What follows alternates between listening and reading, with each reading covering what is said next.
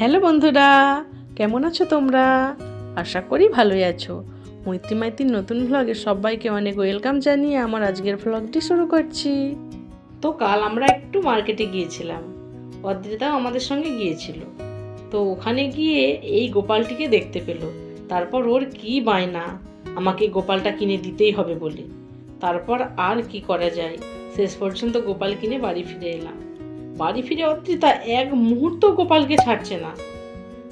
আর মেয়েদের আর এক জ্বালা, ঘুম থেকে ওঠা, তারপর চুল বাঁধো, চুলটা আবার এমন জায়গায় আঁচড়াও যেন খাবার দাবারে উড়ে না পড়ে।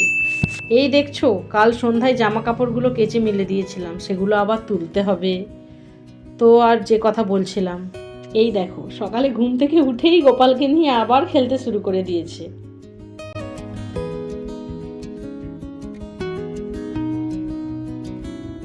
সকালে উঠে প্রথমে আমাকে আমার ছাদ বাগানে একটু আসতেই হয়। এই যে দেখো না, কি সুন্দর গোলাপগুলো ফুটে আছে। তবে এই গাছের পিছনে কিন্তু প্রচুর যত্ন করতে হয়।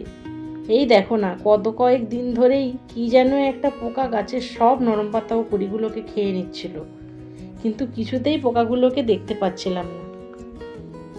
তো কাল রাত্রে খাওয়া দাওয়ার পর মনে হলো একবার গাছগুলোকে দেখে আসি। এসে দেখি ইয়া বড় বড় শুঁয়োপোকা। কিন্তু না, এগুলো তো শুঁয়োপোকা নয়, গাছের কুড়ি খাচ্ছে।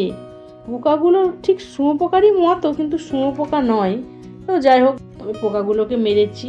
আরও অনেক খুঁজেছি অন্য কোনো পোকা আছে কি না, না দেখতে পাইনি। ভাবছি যে রোজ রাতেই একবার করে পোকা খুঁজতে হবে। যতদিন না সব পোকাকে খুঁজে পাচ্ছি, ততদিন কিছুতেই আমার শান্তি হবে না। না, কথায় কথায় অনেক দেরি হয়ে গেল। চলো এবার নিচে গিয়ে আবার চা করতে হবে। আমি রান্নাঘরে এসে গেছি, এবার ওদের জন্য চা বানিয়ে নেব। এখন সিজন চেঞ্জের সময়, তাই সবারই গলাটা একটু ধরেছে। তাই চায়ে একটু আদা দিয়ে দিচ্ছি। আদা চা কিন্তু গলার ব্যথায় খুব কাজ করে। চায়ের জলটা গরম হতে বসিয়ে দিয়েছি, এবার আদার রসটা এতে দিয়ে দেব। আমি কিন্তু বেশ অনেকটাই আদা দিই। কখনো কোনো বাইরের লোক এলে চা খেয়ে একটু ঝালই লাগবে, তবে ওদের কিন্তু এই চাটা বেশ ভালো লাগে। আর গলা যে একটু সামান্য ব্যথা হয়েছে, তাতেও দুর্দান্ত উপকার হয়। জলটা ফুটে গেছে, এবার পরিমাণ মতো চিনি দিয়ে দিচ্ছি। এরা চায়ে একটু বেশিই চিনি খায়। তো তোমরা চায়ে কীরকম চিনি খাও, তো আমাকে কমেন্টে জানাবে। এবার চাটা দিয়ে দিচ্ছি। চা এদিকে ফুটুক, ততক্ষণ আমি এদিকে আমুল দুধটা গুলিয়ে ফেলি। আমি এভাবেই দুধটা গুলোই। ফুটন্ত জলে দুধটা দিলে পুরোপুরি গুলে না, ডালা ডালা রয়ে যায়। দেখতেও বাজে লাগে, আবার খেতেও। তো চা একটু ফুটুক, ততক্ষণ আমি অদ্রিতার দুধটা গরম করে নিই। এদিকে আমার চাটা রেডি হয়ে গেছে, এবার নামিয়ে ফেলি। আজকে আবার একটু তাড়াতাড়ি অদ্রিতাকে নিয়ে স্কুলে যেতে হবে। বাইরে থেকে নাকি লোক আসবে স্কুলের বাচ্চাদের হেলথ চেক আপ করতে।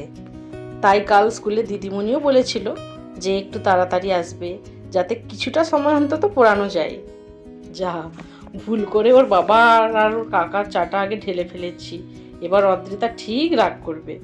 প্রতিদিন অদ্রিতার কাপেই আগে চাটা ঢালি, তারপর অন্যদের কাপে, বাচ্চাদের যেমন বায়না।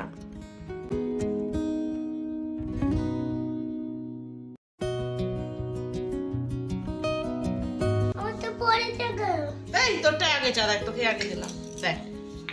এই যে আগে একে পরে একে পরে একে আগে দিচ্ছি সবার।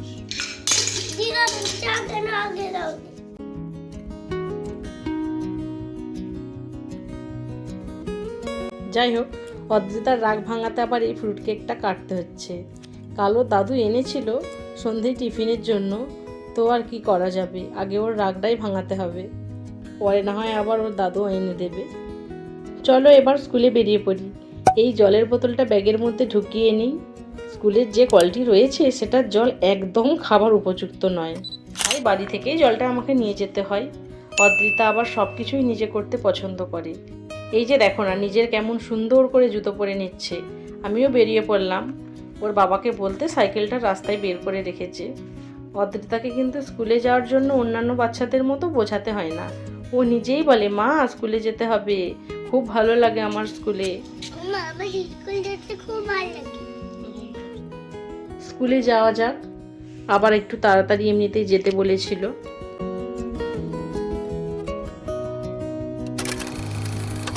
আজকে তাড়াহুড়ো করে খিচুড়ির জায়গাটাই নিয়ে যেতে ভুলে গেছি।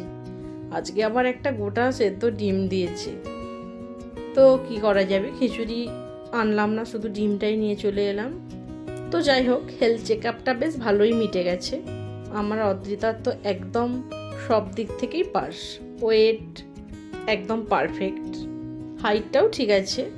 স্কুল থেকে বাড়ি এসেই একটু খেয়ে তারপর ওর সঙ্গে বসে গেছি ক্যারাম খেলতে। আসলে এখনকার বাচ্চারা খুবই একা, এমন খেলার কেউ সঙ্গী নেই, সারাদিন ঘরে একাই একদম বোর হয়ে যায়। তাই চেষ্টা করি কাজের ফাঁকে যতটুকু সময় পাওয়া যায় সেটা ওর সাথে শেয়ার করার।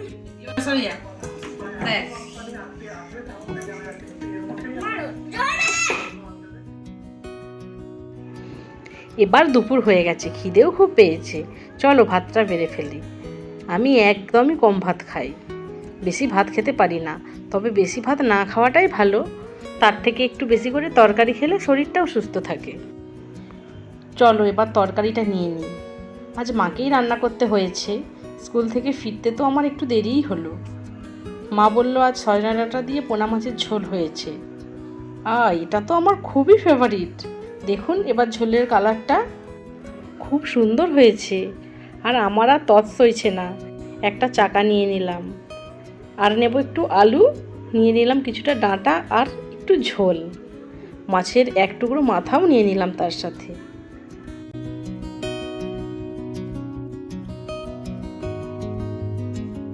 সকালে স্কুলে যাওয়ার আগে টিফিনের জন্য একটু বাঁধাকপির তরকারিও করেছিলাম, সেটাও একটু নিয়ে নিচ্ছি, আর নিয়ে নেব একটু টমেটোর চাটনি। তো এইবার সব নিয়ে চলে এসেছি, এবার একটা মস্ত খ্যাটন হবে। এই যে আমি জমিয়ে বসলাম, এবার খাবো।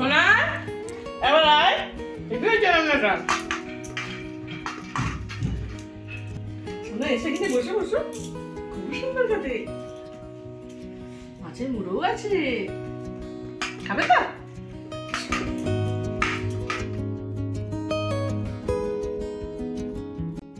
অদ্রিতা একদম ঝাল খেতে পারে না, ওকে ঝোল আর আলু দিয়ে একটু ভাত মেখে খাইয়ে দিই।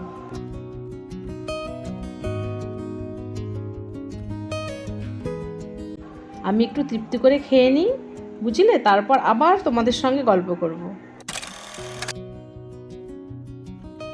দুপুরে অদ্রিতা বিশেষ কিছু খায়নি, বাচ্চাদের মন, তার উপর আবার শরীরটাও খুব অসুস্থ, তাই বিকেল হতেই ভাবলাম যে একটু ফলের রস করে ওকে খাইয়ে দিই, তাতে ও খেয়েও নেবে, পুষ্টিটাও একটু মিলবে। এই যে তাই দুটো কমলা লেবু আর একটি ডালিম প্রথমে ধুয়ে নিচ্ছি, এবার কমলা লেবুর খোসা ছাড়িয়ে ওকে রস করে খাইয়ে দেব।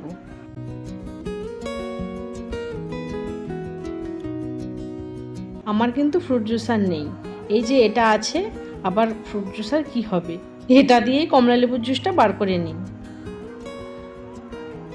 তারপর দেখবেন অদ্রিতা কি দারুণ মজা করে খাবে।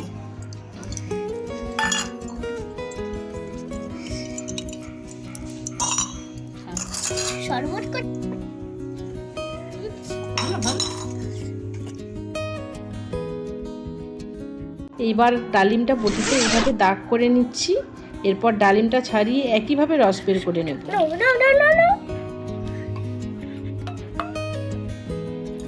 খাও শোনা,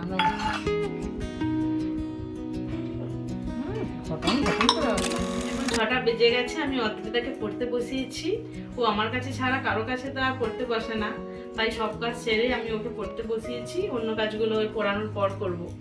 পড়ে নাও শোনা, শোনা বুদ্রা লেখো, কাল আবার স্কুলের দিদিমণিকে পড়াটাও দিতে হবে। তো বন্ধুরা, আজকের ভিডিওটি এখানেই শেষ করছি। তোমাদের ভিডিওটি কেমন লাগলো তা অবশ্যই কমেন্টে জানাও, তাহলে তোমাদের মতামত জানতে পারলে তোমাদের পছন্দ মতো ভিডিও বানাতে পারবো। অবশ্যই তোমাদের মতামত কমেন্টে জানাও, আর ভিডিওটি ভালো লাগলে একটি লাইক করে দাও। তোমাদের একটা লাইকের জন্য আমরা নতুন ভিডিও বানাতে অনেক উৎসাহ পাই। আর লাইক দেওয়ার সাথে সাথে চ্যানেলটিকে সাবস্ক্রাইব করে নাও। সাবস্ক্রাইব করলে যখনই আমি একটা নতুন ভিডিও আপলোড করব সাথে সাথেই তোমাদের কাছে পৌঁছে যাবে আর ভিডিওটি দেখতে পারবে। আর যাওয়ার আগে প্রতিদিন যেটা বলি, টাটা, সবাই খুব ভালো থেকো। পরের ভিডিও নিয়ে ফিরে আসছি খুব শীঘ্রই।